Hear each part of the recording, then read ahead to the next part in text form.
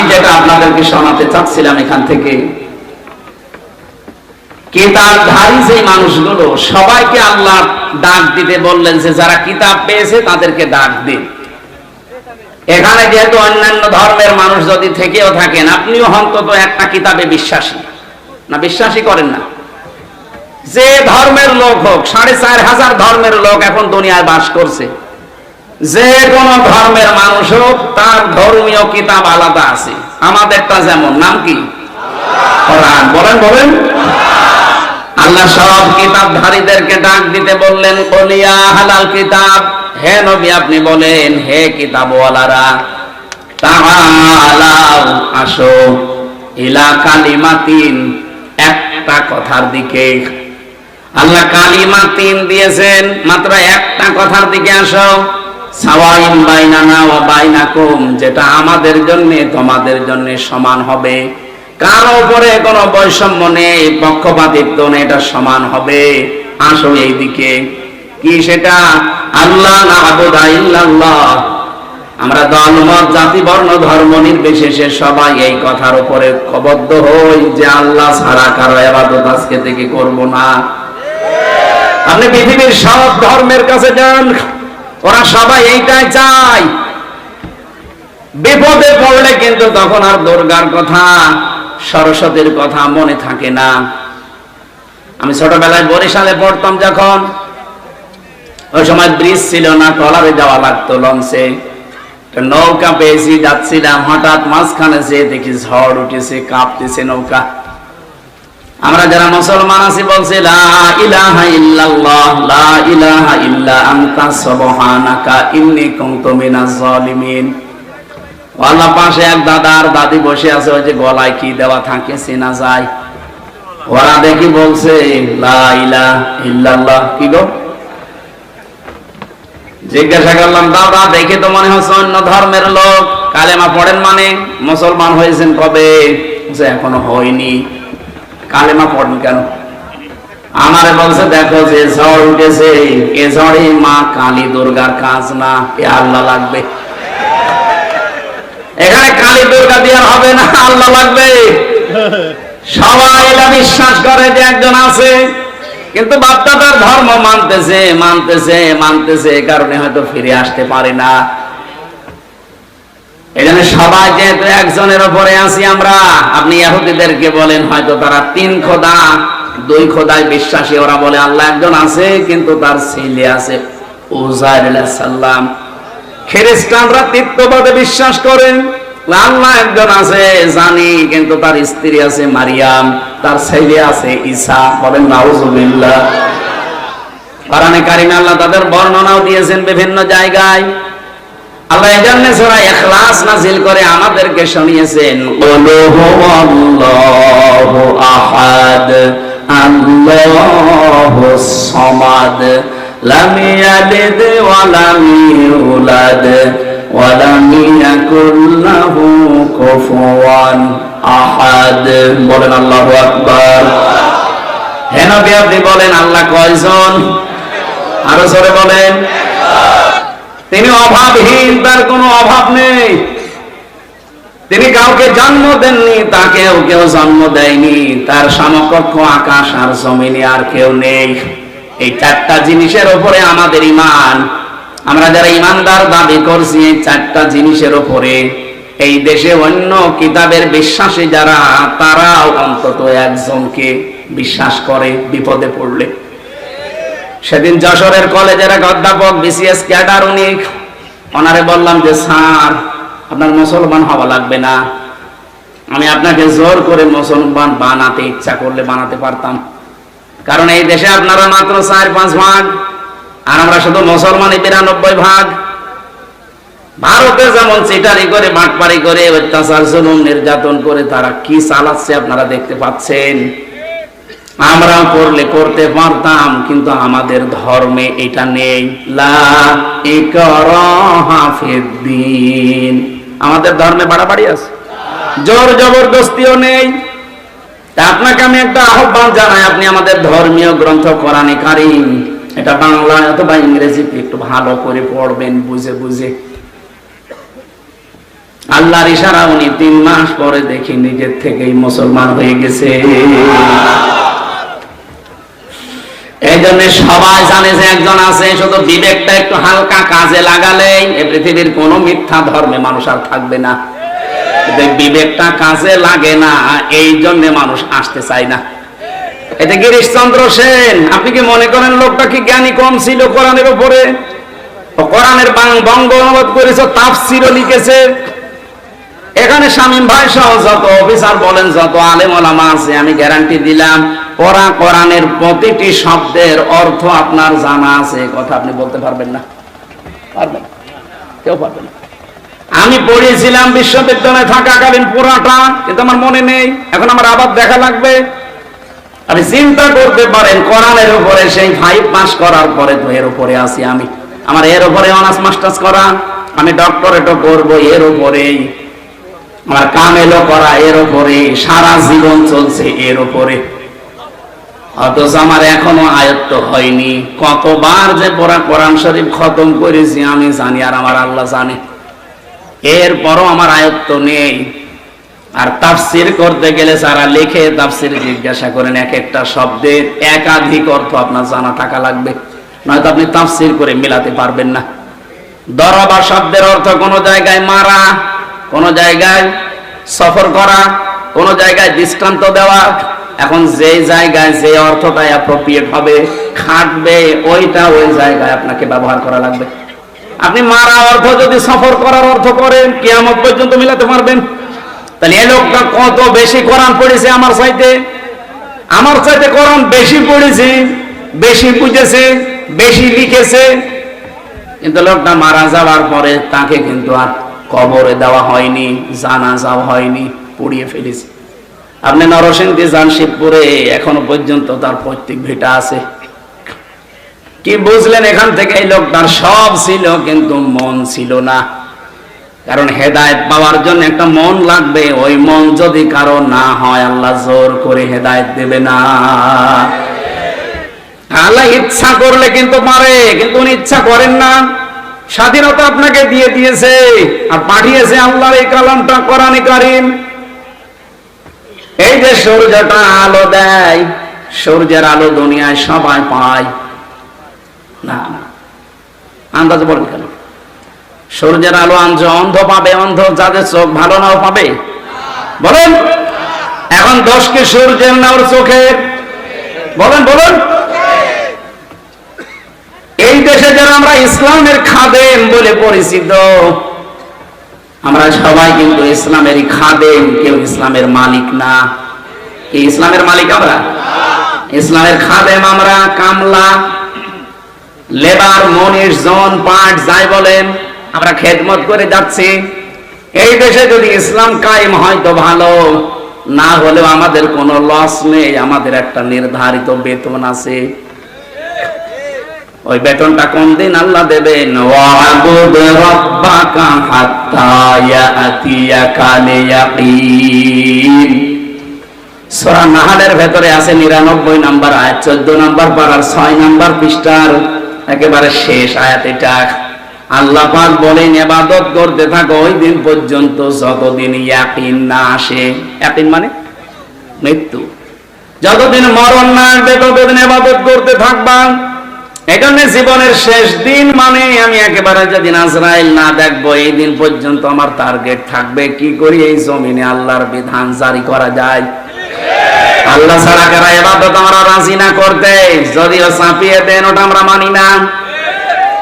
নারী কমিশন যেগুলো চাপিয়ে দিয়েছে, 318 পৃষ্ঠা পুরাটা আমি পড়েছি। এর ভেতরে কোরআনের 10টা আয়াতের বিরুদ্ধে ওরা সরাসরি লিখেছে। আমি পুরাটা পড়েছি, আমি আন্দাজে বলছি না। এই 3 দিনে পুরাটা শেষ করেছি আমি। 10টা আমার এই ছোট মাথায় 10টা ভুল পেয়েছি, শুধু কোরআনের বিরুদ্ধে। আর হাদিসের বিরুদ্ধে তো আছে।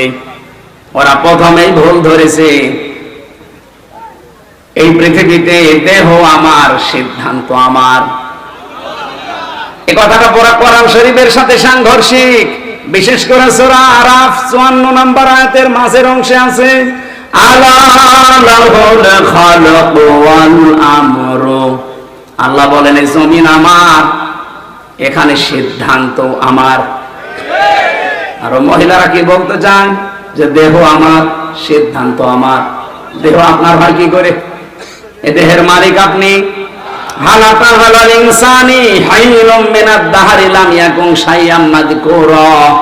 আল্লাহ বলেন, আমির হামজা, এমন একটা সময় কি তোমার জীবনে যায়নি যে উল্লেখ করার মতো তুমি কিছু ছিলে না? আমার এই যে 33 বছর, বলেন তো 34 বছর আগে আমি কি উল্লেখ করার মতো কিছু ছিলাম? বলেন। দেহ আমার হয় কি করে? হ্যাঁ, আমার মা বাবা বিছানায় ছিল, এতটুকু তাদের দায়িত্ব। কোরআনে কারিমে সূরা ওয়াকিয়ার ভেতরে আছে তোমার মা বাবা শুধু বিছানায় ছিল, এই দায়িত্বই শেষ। বাকি এই বীর্য থেকে শুরু করে পর্যন্ত কোনো দায়িত্ব তোমার মা বাবার আর নেই। পুরোটা আমি আল্লাহ নিজে প্রসেস করেছি। আপনি এখানে যদি কম্পিউটার ভেড়াতেন, এটা না দিয়ে আমি আপনাকে এই স্ক্রিনে দেখাতে পারতাম বাবার স্ফলিঙ্গ দিয়ে দ্রুত গতিতে যে পানিটা বের হয়ে যায়। ফালিয়ানজুরিল ইনসানু মিম্মা খুলিকা মিম্মা ইগদাফিকি ইয়াখরুজু মিন বাইনিস সুলবি ওয়াত তারাইব। রব্বুল আলামিন বলেন, মানুষকে একটু ভাবে না, চিন্তা করে না যে কি জিনিস দিয়ে তারে বানালাম। বাবার স্ফলিঙ্গ দিয়ে দ্রুত গতিতে বের হয়ে যায় নাপাক পানিটা মায়ের রেহেমের ভেতরে জমা হয়। বিজ্ঞান এখন দেখিয়েছে, এক ফোঁটা পানি যখন বাবার নাপাক পানিটা বের হয়, এটা মায়ের রেহেম পর্যন্ত যেতে যেতে কমপক্ষে 40 কোটি মানুষ হতে পারে। এরা যদি সব আল্লাহ বাঁচিয়ে রাখতো, আর মায়ের পেটে যদি ধারণ ক্ষমতা থাকতো, এক ফোঁটা বীর্যে 40 কোটি মানুষ আল্লাহ বানাতে পারে, সে ক্ষমতা ওর ভেতরে আছে। এগুলো যেতে যেতে মায়ের জরায়ুর দেওয়ালের সাথে ধাক্কা লেগে অধিকাংশ গুলো মরে যায়, পড়ে যায়। শেষ পর্যন্ত আমি ওই জায়গায় গিয়ে পৌঁছিয়েছি। আপনি কেন বললেন যে দেহ আমার, সিদ্ধান্ত আমার? ওই জায়গায় 40 কোটির ভেতরে শুধু আমি একা বেঁচেছিলাম, বাকিগুলো কেউ ওখানে যেতে পারেনি। আমাকে যাওয়ার জন্য আমার মা, আমার বাবাও সাহায্য করেনি। করেছিল কে? ওই জায়গায় যদি আল্লাহ আমাকে আকর্ষণ করে দিতেন, ওই জায়গা থেকে যদি আমাকে ফেলে জরায়ুর দেওয়ালের সাথে ধাক্কা দিতেন, কোন বাবা আপনার এই মুখ দেখাতো? এই তথ্যটা আছে সূরা নাহালের ভেতরে আছে, 14 নম্বর পারা, 14 নম্বর পৃষ্ঠা, 13 নম্বর লাইনের 78 নম্বর আয়াতের মাঝের অংশে আছে, ওয়াজাআলা লাকুমুস সামআ ওয়াল আবসারা ওয়াল আফইদা ইলা আখিরি আয়াত। আল্লাহ পাক বলেন, বাবার এটা নিয়ে আমি আল্লাহ কমপক্ষে 4টা জিনিস বানাই। 40 দিন 40 দিন 40 দিনের প্রক্রিয়া আছে, 120 দিন লাগে। চুল, রগ, হাড় আর পর্দা, আর মায়ের রেহেমের ভেতরে যে নাপাক পানির থলি আছে, ওইটা দিয়ে আরো 4টা জিনিস বানায়, রক্ত, গোশত, চর্বি আর চামড়া। 8টা জিনিস যখন এক হয়, তখন ফেরেশতারা বলে, সিদ্ধান্ত চায় আল্লাহ একে কি বানাবো। পূর্ণাঙ্গ মানুষ বানাতে হলে কমপক্ষে 13টা উপাদান লাগে। যে তোমার বাবা আপনাকে 8টা জিনিস পেয়েছেন, দিয়েছেন, বাকি এখনো কয়টা লাগবে? এই যে আয়াতটা পড়লাম, এই আয়াতের তথ্য এটা। ওয়াজাআলা লাকুমুস সামআ মানে এই যে শ্রবণ শক্তি, ওয়াল আবসারা এই দর্শন শক্তি, ওয়াল আফইদা অন্তরের যে শক্তি। 5টা জিনিস আল্লাহ এখানে নাম দিয়েছেন, শ্রবণ শক্তি, দর্শন শক্তি, বাক শক্তি, আকেল শক্তি আর ঘ্রাণ শক্তি। এই 5টা আল্লাহ বলেন আমার রব নামের কারণে আমি তোকে ভিক্ষা দিয়েছি। আমার বান্দা যেহেতু, তো এই জন্য আমি তোকে দিয়েছি আমার রব নামের কারণে। 8, 5, 13টা জিনিস যখন এক হয়ে যায়, তখন আকৃতির তৈরি করার সিদ্ধান্ত আসে। ফেরেশতারা বলে, ওয়াল্লাযী ইউসাউবিরুকুম ফিল আরহামি কাইফা ইয়াশা, তিনি সেই আল্লাহ যিনি মায়ের রেহেমের ভেতরে তোমাদের আকার আর আকৃতি তৈরি করেন। এই আকৃতি তৈরি করতে আল্লাহ আপনার মায়ের কাছে জিজ্ঞাসা করেছিল যে ফর্সা বানাবো না কালো বানাবো? বলো। আল্লাহ নিজের সিদ্ধান্তে বানিয়েছেন, এমনকি কাউকে দেখে দেখে বানিয়েছেন তাও না।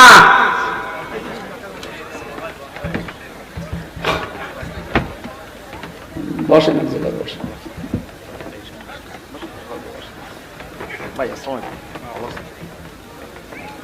কাউকে দেখে দেখে আল্লাহ পাক এটা আমাকে আকৃতি দিয়েছেন এমন না। এইজন্য ইন্নী ওয়াজ্জাহতু ওয়াজহিয়া লিল্লাযী ফাতারাস সামাওয়াতি ওয়াল আরদা হানিফা। এই যে সাবধানে মাঝখানে যে শব্দটা ফাতারা, ফাতার মানে তৈরি করা, খলাক মানেও তৈরি করা, সৃষ্টি করা, ফাতারা মানেও তৈরি করা। তৈরি করা প্রায় 33টা আরবি আছে। কেন আল্লাহ ওই 32টা বাদ দিয়ে ফাতারা দিলেন? ফাতার শব্দের শাব্দিক অর্থ হচ্ছে এমন ভাবে তিনি বানিয়েছেন কোন নমুনা, কোন আকার, কোন মডেল ছাড়া। বিজ্ঞান এখন দেখাচ্ছে আমাদের 3.5 হাত বডির ভেতরে কমপক্ষে 5টা জিনিস তো এমন আছে যেটা আজ পর্যন্ত কারোর সাথে মেলে নাই, কিয়ামত পর্যন্ত মিলবেও না। তার 1 নম্বরে হাতের এই ছাপ। এখানে 153টা রেখা আছে, আজ পর্যন্ত কারোর সাথে মিলছে না, কিয়ামতের আগে মিলবেও না। 2 নম্বরে আমাদের এই চোখের ভেতরে 5টা জিনিস আছে, মনি, লেস, লেন্স, ইকুয়াল, ডিফ ইকুয়াল। এগুলো আজ পর্যন্ত কারো মেলে নাই, মিলবেও না। 3 নম্বরে চামড়া, 9768 প্রকার চামড়া এই 3.5 হাত বডির ভেতরে আছে। এক একটা চামড়ার এক এক রকম গুণ। আশ্চর্যের বিষয়, আমি নিজে দেখেছি। আমার চামড়া, স্বামী ভাইয়ের চামড়া হয়তো মনে হচ্ছে এক। আমার চামড়া কেটে যাক, ফেটে যাক, ছিঁড়ে যাক, পুড়ে যাক, ওনার চামড়া কেটে লাগিয়ে দেবেন, ভালো হওয়া দূরের কথা, পছন্দ ধরবে, জীবনও ভালো হবে না। আমার চামড়া যদি আমার শরীরের কোন জায়গা থেকে কেটে এনে লাগিয়ে দেন, ওটা কিছুদিনের ভেতরে আবার মিলে যাবে, ভালো হয়ে যাবে। আল্লাহ এখান থেকে একটা তথ্য দিতে চেয়েছেন, ওয়ালা তাজিরু ওয়াজিরাতুন বিজরা উখরা। আয়াতের ব্যাখ্যায় পাবেন, তাফসিরে মাযহারির ভেতরে আছে যে তোর চামড়ার সাথে শামীমের চামড়া মেলে না, আর কিয়ামতের দিন ও তোর পাপের বোঝা বহন করে নিয়ে যাবে। ও বলে তুই বিশ্বাস করিস? তুই একটা পাগল আর একটা ভণ্ড। এরকম পাগল আর ভণ্ড দেশে নেই। কত দরবার থেকে আওয়াজ উঠতেছে, কোনো চিন্তা নেই, বাবা আছে, বাবা বার করবে। বাবার কি হবে বাবা জানে, আর বাবা ইচ্ছা করলেও পারবে না, কারণ কেউ কারো বোঝা বহন, বলেন বলেন, কেউ কারো বোঝা বহন করবে না। এটা কারো উপর ভরসা করবেন না, নিজের কাজ নিজে করে যান। চামড়ার পরে আমি দেখেছি আস্বাদন স্তর। এই যে আমাদের জহব্বার ভেতরে যে স্বাদ নেওয়ার স্তর আছে, বিজ্ঞান এখন জানিয়েছে কয়েক ইঞ্চি জহব্বার ভেতরে কমপক্ষে 2 কোটি আস্বাদন স্তর আছে। মানে 2 কোটি খাবার যদি একটার পর একটা দিতেই থাকে, ও প্রত্যেকটা খাবারের আলাদা স্বাদ বলে দিতে পারবে, সে ক্ষমতা জহব্বার আছে। আমি বাংলাদেশ বললাম না, কতগুলো দেশ ঘুরলাম, কোন জায়গায় আমি 2 কোটি খাবার একসাথে রান্না পাইনি। আপনি পেয়েছেন? যত নামি দামি হোটেল হোক, আমি বাংলাদেশে এক জায়গায় 120 প্রকার পেয়েছি। গাজীপুরের নিরিবিলি হোটেলে কাপাসিয়ায়, এটা সর্বোচ্চ পেয়েছি 120 প্রকার। মালিকের নাম তোতা মিয়া। বললাম যে ভাই কি কি আছে নিয়ে আসেন তো। ও আল্লাহ, খাবার নিয়ে এসেছে। এটা কি? কাঁঠালের পাতা ভর্তা। কাঁঠালের পাতা ভর্তা এবার খাবার হইল? বাঁশের পাতা ভর্তা, বেগুনের পাতা ভর্তা, সব মিলিয়ে 120 প্রকার। আপনি চিন্তা করেন, সব মিলিয়ে বানাচ্ছে 120 প্রকার। আর আমার আল্লাহ মাত্র কয়েক ইঞ্চি জহব্বার ভেতরে স্বাদ নেবার স্তর দিয়েছেন কত।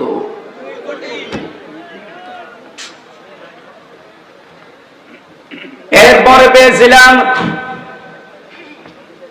এই মাথার ভেতরে 70,000 তার দিয়েছেন আল্লাহ। এই প্রতিটি তার শরীরের বিভিন্ন জায়গায় আমার আল্লাহ সেট করে রেখেছেন। শুধু চামড়া খুলে ডাক্তারের কাছে যে দেখবেন কিভাবে আপনাকে ইঞ্জিনিয়ারিং কায়দায় আল্লাহ বানিয়েছে। আল্লাহ বলেন কোন অস্তিত্ব ছিল না। আমি 40 দিন করে করে যখন খাবারের উদ্রেক দেখা দিল 6 মাসের ভেতরে, তখন আমি আল্লাহ একটা আকৃতি নিজে তোরে বানিয়ে দিলাম। ছেলে না মেয়ে এটা আমার সিদ্ধান্তে। নাকি কেউ সিদ্ধান্ত দিয়েছে? এটা সিদ্ধান্ত দেওয়ার পরে আস্তে আস্তে মায়ের খাবারের নাপাক রক্তটা আমি আল্লাহ বন্ধ করে দিয়ে নাভির ভেতর দিয়ে, এটা আমি তোর নাভির ভেতরে 5 করে বাঁচিয়ে রাখলাম। আমি ইচ্ছা করলে এই নাপাক রক্ত তোর মুখ দিয়ে দিতে পারতাম। ও হামজা, এই পৃথিবীর ময়দানে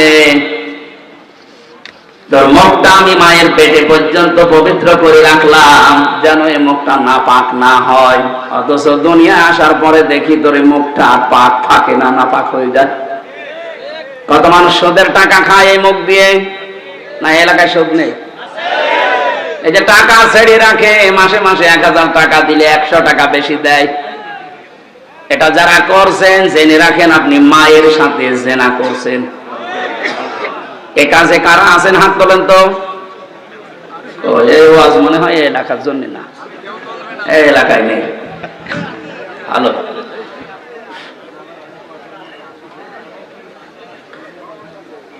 আমি অনেক কিছু খোঁজ নিয়েছি। আমি আসার সময় শুনছিলাম, আমার মনে হয় এখানেও থাকতে পারে, ওয়াজ শুনে যে সুদের টাকা তুলবে।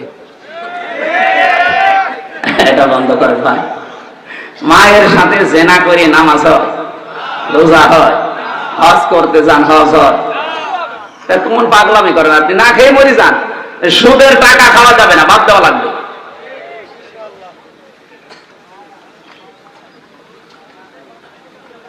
যারা ঘুষ খান, শব্দটা যেহেতু শুনলে বোঝা যাচ্ছে অবৈধ ভাবে ইনকাম করেছেন আপনি ঘুষের টাকা, এটা হারাম। এই জিনিসটা আপনি মুখ দিয়ে দেবেন, এই জন্য আমার আল্লাহ মুখটা পবিত্র রাখেন নাই। যত নাপাক জিনিস আছে মুখ দিয়ে আজকে থেকে বন্ধ। দরকার আমি এভাবে মরে চলে যাব খবরে, আমি নাপাক কোন জিনিস আমার মুখ দিয়ে দেব না। এই মুখটা আমার আল্লাহ নিজে মায়ের পেটের ভেতরেও পবিত্র রেখে দিয়েছিলেন। বলেন সুবহানাল্লাহ। আল্লাহু আখরাজাকুম মিন বুতুনি উম্মাহাতিকুম লা তা'লামুনা শাইআ ইলা আখির আয়াত। ততগুলো লম্বা করে বলতে গেলে বহু সময় যাবে। যে তোরা যে সিদ্ধান্তগুলো, রায়গুলো দিয়েছে, নীতিমালাগুলো একটাও আমার কোরআনের সাথে মিলছে না। আর কোরআনের সাথে যেটা মেলে না সেটা আমার আল্লাহর পছন্দ। সুতরাং আমরা যখন সিদ্ধান্ত নিচ্ছি আল্লাহ বাদে কারো ইবাদত করব না, সুতরাং দল মত নির্বিশেষে এই দেশে জাতি বর্ণ ধর্ম সবাই আমরা জানাতে চাই এ কমিশন মানবদের কথা, রিপোর্ট ও কমিশনই আমরা মানি না। মির্জা ফখরুল ইসলাম আলমগীর উনি পরশুদিন একটা কথা জানিয়েছে যে কমিশনের ভেতরে ইসলামিক স্কলার যারা, এরকম কোন মহিলা যদি ওই 10 জনের ভেতরে 1-2 জন রাখতেন তাহলে এই বিতর্কটা হতো না। তারা আপনার ভুল ধরে দিত যে এই জায়গায় কোরআনের বিরুদ্ধে চলে যাচ্ছে। আপনি একেবারে সব বাবা শাহজালাল সব হালাল করতে গিয়ে সব সমান সমান করে দিলে হবে? নারী পুরুষের সমান অধিকার কিয়ামত পর্যন্ত সম্ভব না। আমি এখানে পুরুষ মানুষ, শুধু আমার নাভি থেকে হাঁটু পর্যন্ত একটা হাফ প্যান্ট পরিয়ে দেন, আমি কুষ্টিয়ায় চলে যেতে পারবো। আমার মতো 33 বছরের একটা যুবতী মেয়েকে আপনি হাফ প্যান্ট পরিয়ে ছেড়ে দেন তো যেতে পারি কিনা বলেন? এই জন্য আমার মনে হয় রিপোর্ট গুলো যারা দিয়েছেন এরা মেয়াদ উত্তীর্ণ গাঁজা খেয়েছে। মেয়াদালা গাঁজা খেলেও তো এরকম রিপোর্ট কেউ দেয় না। মেয়াদালা গাঁজা খায় আমার লালনের মাজারে দেখি কুষ্টিয়ায়। মেয়াদালা গাঁজা খায় তো এর জন্য পড়ে থাকে, পুলিশ পাহারা দেয়। পুলিশ যে পাহারা দেয় ওরা গাঁজা খায়, গাঁজাকে পড়ে থাকে, কথা বলে না। আর এরা গাঁজা খেয়েছে কিন্তু মেয়াদ উত্তীর্ণ হওয়া গাঁজা, এই কারণে এমন উল্টাপাল্টা বকতেছে। এগুলো আর বাইরে রাখা আমার মনে ঠিক হবে না। দায়িত্বে যারা আছেন এদেরকে তাড়াতাড়ি পাবনায় পাঠিয়ে দেন। 4-5 দিন আগে পাবনায় গিয়েছিলাম পাগলা গারাত দেখতে, যে দেখি পাগল আর বেশি নেই। দায়িত্বশীল একজন বসে হুজুর পাগল যা আর সব ভালো হয়ে চলে যায়, ওইগুলো বাড়ানোর দরকার। ওগুলো তো ভালো হচ্ছে না, ওগুলো বাড়ানো দরকার। আল্লাহ নাবুদা ইল্লাল্লাহ, আল্লাহ বাদে কারো ইবাদত করা যাবে না, এটা ঐক্য হওয়ার ভেতরে মূল পয়েন্ট। নবীজির মিশন ছিল এইটা যে তাওহীদ প্রতিষ্ঠা করতে হবে। দুনিয়ার মানুষকে বলেছিলেন আসো আমরা এই একটা কথার উপরে ঐক্যমত হই যে আল্লাহ বাদে আমরা কারো ইবাদত করব না। যে যা করছেন করেন, কিন্তু আল্লাহ বাদে কারো ইবাদত, কারো বাবার ইবাদত চলবে না। ইবাদত হবে কার? আল্লাহ নুশরিকা বিহি শাইআ, আল্লাহর সাথে কোনোদিন আর শরীক করব না আজকে থেকে। এই যে শিন রা কাফ শিরকুন, এক একটা শব্দে লক্ষ লক্ষ কথা আমি তাফসীরে পেয়েছি। শিরক বিল জাত, শিরক বিল সিফাত, শিরক বিল ইখতিয়ারা, শিরক বিল হুকুক, এভাবে 120 প্রকার আছে। এটা তো একটা একটা করে পয়েন্ট ধরে বলতে গেলে এখন আবার লাগবে 2 ঘন্টা। এরপরে ওয়ালা ইত্তাখিযা বা'দুনা বা'দান আরবাবাম মিন দুনিল্লাহ, রবের বহুবচন আরবাব। এর রবের অর্থ আছে 19টা, এর ভেতরে সামারাইজ করে পাওয়া যায় 5টা। এত ব্যাখ্যা করতে গেলে এরপরে আবার মানবাধিকার প্রতিষ্ঠা, এরপরে দিন প্রতিষ্ঠা, এত কথা বলতে গেলে আমরা আর পারবো না, কারণ এখন 10টায় ওঠা লাগবে আর 1.5 ঘন্টা আছে, খুলনায় যাওয়া লাগবে। আজকের মতো আমরা টানতে পারছি না। এই মাহফিলটা আপনারা জোর করে নিয়েছেন। আমার মাহফিল আজকে খুলনা, আর একটার বেশি আমি করিও না ভাই। সময় দেখেন 8:30 পার হয়ে গেছে, এখন আমি যে পাবো না। কি বলে কি হয়, আপনারা পার্টি দিয়ে নিন। এই জন্য তো ডবল নিতে চাই না। আন্টি শান্তি করে এসে মাগরিবের নামাজ পড়ে তুলে দেবে, তাও তো 15 মিনিট পাতাম। আগামী থেকে কোন জায়গায় অনুষ্ঠান নিলে আমার তো শরীর সব শেষ করে দিয়েছে জালেমরা। 3 বছর আমার মাথার চুল থেকে পায়ের তালু 1 ইঞ্চি জায়গা বাকি নেই যেখানে টর্চার করে। এই জন্য আমার শরীর স্বাভাবিক না, টলকায়। এখনো সময় লাগবে স্বাভাবিক হতে। আর প্রতিদিন এভাবে 1টা 2টা করে 3টা করে অনুষ্ঠান নিলে আমার শরীর আবার ভেঙে যাবে। 10 দিন হাত পা তুলে পড়েছিলাম। আমি আশা করছি আগামীতে কোনো জায়গায় আসলে এক জেলায় 2-3 জায়গায় নিয়ে আসবেন, 1টা করে অনুষ্ঠান নেবেন। আজকের মতো আমি